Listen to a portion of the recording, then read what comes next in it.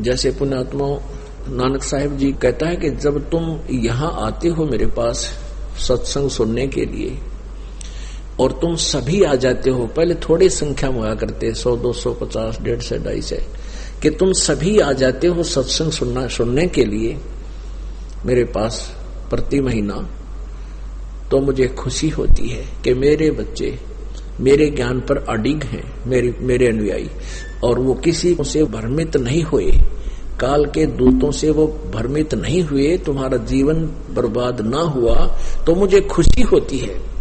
तुम साध माने जो साधना कर रहे हैं, साधक, साध यानी सब बुराइयों को छोड़कर साधु रूप में जो रहते हैं, वो चाहे गृहस्थी हैं, चाहे कर्म योगी हैं या कर्म सन्यासी हैं। कहते हैं कि साध मिले साड़ी शादी होंदी और बिछड़ जा दिलगिरी वे। जब तुम चले जाते हो मुझे मायूसी छा जाती है कि ना जाने इनमें किसी पुण्यात्मा को कोई काल का दूत काल के पाले में ना ले जावे, इनको भ्रमित ना कर। साध मिले साड़ी शादी होंदी बिछड़ जा दिलगिरी वे, अख दे नानक सुनो जहाना मुश्किल हाल फकीरी वे। कि भक्ति का करना बहुत मुश्किल है। मुश्किल इसलिए है कि काल के दूत ज्यादा हैं, काल के साधक ज्यादा हैं, और वो रंग हमारा पहले ही चढ़ा हुआ था। जरा सा कोई आकर 2-4 कह देंगे, हम फिर उसी रंग में रंग जाते हैं। तो जब तुम वापस आ जाते हो तो मुझे खुशी होती है। तुम जाते हो जब ये डर बना रहता है, ये दुख बना रहता है कि कहीं इनकी भक्ति का कोई नाश ना करते हैं। तो पुण्यात्मा यहां इस लोक में यदि कोई खुशी है तो भक्ति करने वाले को खुशी हो सकती है, क्योंकि उस पर आने वाली ये काल के अटैक आपदाएं नहीं आएंगी, उसके ऊपर ऐसी झटके नहीं आएंगे जो पूरी मर्यादा में रहेगा, उसके ऊपर ऐसी दुर्घटनाएं उसकी नहीं हो सकती है। गारंटीड बात समझना। कहते हैं संत शरण में आने से आई टले बला, और जय मस्तक में सूड़ी होवा काटे में टल जा। यानी परमात्मा की भक्ति से यदि हमारे प्रारब्ध में कोई एक्सीडेंट दुर्घटना में मृत्यु भी होनी हो तो भी टांग टूट कर बच जाएगी, मरेगा नहीं। तो इस प्रकार हम परमात्मा की तलाश करते हैं, और भगवान की जब तक हम मर्यादा में रहेंगे तब तक काल का कोई भी दाव नहीं लग पाएगा। हम काल को चांस दे देते हैं मर्यादा भंग करके।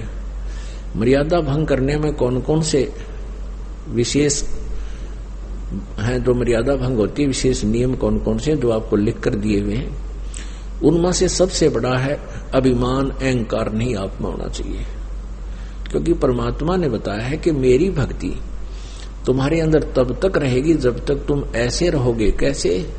परमेश्वर ने खुद बोला है, कबीर कूता हूं गुरुदेव का, कूता हूं दरबार का, मोतिया मेरा नाम, और गले प्रेम की रस्सी रसरी जेवड़ी, जहां खेचो वहां जाऊं मैं।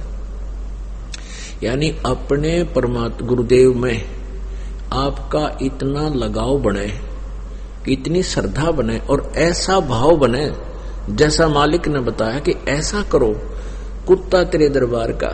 जैसे आप यहां आते हो सत्संग में, यहां अभिमान नहीं करना चाहिए। पुण्यात्माओं, ये बातें हम रोज रोज बताते हैं, लेकिन श्रोताओं बदलते रहते हैं। हम फिर रोजाना इन बातों को रिपीट ना कर पाने से तो कुछ एक को ना समझ में आती, तो रह रहकर हम बताते रहते हैं, और उसको ध्यान दिया करो इन बातों पर। परमात्मा कहते हैं ऐसे रहो यहाँ पर सच्चे दरबार में, क्योंकि यहाँ रिहर्सल करनी है हमने भगवान के पास जाने की। और जब परमात्मा आपके सामने होगा, पहले इस दास के रूप में होगा, और वहां आपकी परीक्षा होगी। जो जैसा भी यहाँ जिसने रिहर्सल में अपने आप को ढाल दिया है, जैसा जिसने मोल्ड किया है, उसका वैसा ही स्वभाव होगा जब यहाँ से जाओगे। तो जहाज में बैठाने से पहले वहां ये दास के रूप में परमात्मा विद्यमान होंगे, और आप जी का फिर वहां जैसा भी स्वभाव होगा, जैसा भी आपने यहाँ बर्ताव किया होगा, जैसे भी अंदर में सोच इस दास के प्रति होगी, आपकी वैसी ही रहेगी वहां भी। तो वहां तो आपके माथे पे जैसे कंप्यूटर में आ जाएगा ना, अपने आप यहाँ लिखा पाओगा रिजेक्टेड, रिजेक्टेड या एक्सेप्टेड, बस इतनी बात मिलेगी। तो उस वहां रिजेक्ट होने से पहले हम यहां सुधार करें अपने अंदर। क्या बताते हैं कि जैसे कुत्ता हूं गुरुदेव का, और मोतिया मेरा नाम, गले प्रेम की रस्सी जहां खींचो आ जाऊं। क्योंकि हे परमात्मा कहते हैं कि गुरुजी तुम ना भूलियो चाहे लाख लोग मिल जा, और हम जैसे तो तुमको बहुत हैं, पर हम तुमसे हमको ना। आपको तो लाखों भक्त आपके हैं हमारे जैसे, लेकिन आप जैसा हमें नहीं और मिल सकता। क्योंकि इस ज्ञान से आप इतने क्लियर हो जाओगे कि इस पृथ्वी पर इस दास के अतिरिक्त आपको संत दिखाई नहीं देगा। और वो होगा इस ज्ञान से प्रमाणों के सामने। फिर क्या बताते हैं कि तो करो तो आऊं बाहुडू। जैसे कुत्ते को की एक भाषा है, तो नो करते ही कुत्ता भागे आया करे, पालतू कुत्ता या जैसा भी। और फिर कहते हैं उसको कहना चल दूर दूर वहां बैठ, तो कुत्ते को जैसे बोला करते हैं, कहते फिर दूर दूर करो तो जाऊं, और जो राखो त्यों ही रहूं, और जो देवो सो खाऊं। यानी परमात्मा कितना अनमोल उदाहरण में दे रहे हैं, हम इसको कितना ढाल पा रहे हैं यहां आकर। कुत्ता हूं गुरुदेव का और मोतिया मेरा नाम, गले प्रेम की रस्सी जहां खींचो वहां जाऊं मैं, जहां तुम जाओगे वहीं जाना पड़ेगा। और तो करो तो बाज्या आऊं, यानी किसी को बुलाते हैं कि गुरुजी याद कर रहे हैं, कहते दौड़ा आऊं, और कोई जमीनों के जब वहां बाहर बैठ जा भाई तो तुरंत चला जाऊं। कहते तो करो तो बाउडू, और दूर दूर करो तो जाऊं, और जो राखो तो ही रहूं, जो देव सो खाऊं। तो एक न्यारी आनंद आएगा आपको जब आप इस देखो अभिमान आप कितना कर लोगे। यदि किसी का शरीर का बल है कि मैं बहुत तगड़ा हूं, मैं बहुत सुंदर हूं, इसको ज्ञान से समझा जा सकता है। आज कितना तगड़ा व्यक्ति है, पैरालाइसिस हो जाए 1 सेकंड में, और पड़ा पड़ा मुंह मगमाखी लकड़न बड़े हैं, और उठन जोगा भी कोई ना। और मान ले कितना सुंदर शरीर दिखाई देता आपको, इसने थोड़ा सा खुरच कर देख लो, सबका एक जैसा भाव होगा। ऊपर चाहे सुंदर है, चाहे काला है, चाहे गोरा है, अंदर मटेरियल एक जैसा है। इसमें जैसे कोई कुत्ता मरा हुआ देखा हो सड़क के ऊपर एक्सीडेंट में, उसकी कितनी दूर तक आंत लकड़ी बिखरी पड़ी होती है, और चाम रोड का चिपका हुआ होता, इतना व्यवसाय आपके अपने शरीर का। तो इसमें के अभिमान करें। यदि किसी ने माया का अभिमान है, आपको बता दिया उन मायालय की के दुर्गति हो मरे है। परमात्मा कहते हैं कबीर काहे गर्भियो काल गह करकेश, और ना जाने कित मारेगा के घर के परदेश। क्या कित मारेगा, कहाँ जन्मे कहाँ पाले पोसे, और बहुत लड़ाए लाड, और ना बेरा इस देह के कित खंडेंगे हाड। तो पुण्यात्मा इन बातों याद रखे, हम जीव हैं। हम थोड़ी सी सुविधा या कोई राज्य पद या पोस्ट प्राप्त करके, धन प्राप्त करके हम अपने आप को भूल जाते हैं। यहाँ से सारी पृथ्वी का राजा है, फिर भी वो जीव है, लेकिन वो भूल जाता है, अभिमान आ जाता है। तो अभिमान जीव का सबसे बड़ा शत्रु है। जैसे रावण के ने भक्ति खूब की, और ऐसी भक्ति रावण जैसी कोई कर नहीं सकता। यहां से काट के भगवान का निमित्त कर दिए, जैसा किया वैसा दे दिया, लेकिन उसका अहंकार नहीं गया, और वो अहंकार उसको लेकर डूब गया। ऐसे ही भक्ति नाशक है ये अभिमान, ये जीव के आसपास भी नहीं होना चाहिए। यदि आपने सफल होना है, बाकी थारी मौज भाई किसी तरह करो, जैसा करोगे वैसा मिल ही जाएगा।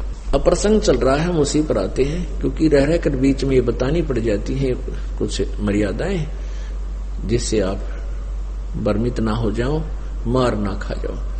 तो इन बातों को बहुत ध्यान से आपने स्वीकार करना है कि न तो यहां सत्संग में आवे, बहुत आधीनी से आवे। जैसे कबीर साहब कहते हैं, संत मिलन को चालियो तज माया अभिमाने, जो जो कदम आगे रखे है एक एक यज्ञ समान, 100 यज्ञ समान। अब संत मिलन को चालिए तज माया अभिमान। जैसे कोई कितना बड़ा सेठ हो और कितनी उच्च पोस्ट हो किसी की, और उसको ये पता लग जाए, जैसे अपने फैमिली डॉक्टरों से वो ट्रीटमेंट करा रहे होते हैं, तो वो संकेत कर दे कि आप ऑल इंडिया में जाओ और इसका कंप्लीट चेक कराओ, ऐसा एक टेस्ट वहां होगा, हो सकता है आपको कोई और भयंकर बीमारी हो। फिर वो व्यक्ति जब मेडिकल की तरफ चलता है, ऑल इंडिया इंस्टीट्यूट की तरफ चलता है, उस समय उसको ना तो अपनी पोस्ट याद रहती, ना वो धन याद रहता जिसके ऊपर फूला फिरे था, उसको अपनी जान दिखाई देती। और वहां जाता है, डॉक्टर के मुंह की तरफ देखता रहता है, ये टेस्ट रिपोर्ट देख के क्या बतावेगा। और जहां कहता है यहाँ लेट जाओ, तुरंत लेट जाता है, कमीज निकाल दे तुरंत निकाल देता है, जाओ वहां खड़े हो ले जाओ ये पर्ची, वहां टेस्ट करा के तुरंत चल पड़ता है। तो ऐसे हमने यहां रहना इस परमात्मा के मेडिकल में। और आपके बहुत दीर्घ रोग है, वो दीर्घ रोग कौन सा है? जन्म और मृत्यु का। और वो ट्रीटमेंट आपका यहां चल रहा है। इस ट्रीटमेंट में सबसे बड़ा बाधक ये अहंकार है। तो परमात्मा कहते हैं कि जैसे तुम इस प्रकार अपने गुरुदेव के पास जाओगे, संत मिलन को चाहिए तजमाया अभिमान, तो उस स्थिति में यहां आते हो तो एक कदम का फल आपको एक यज्ञ के तुल मिलता है।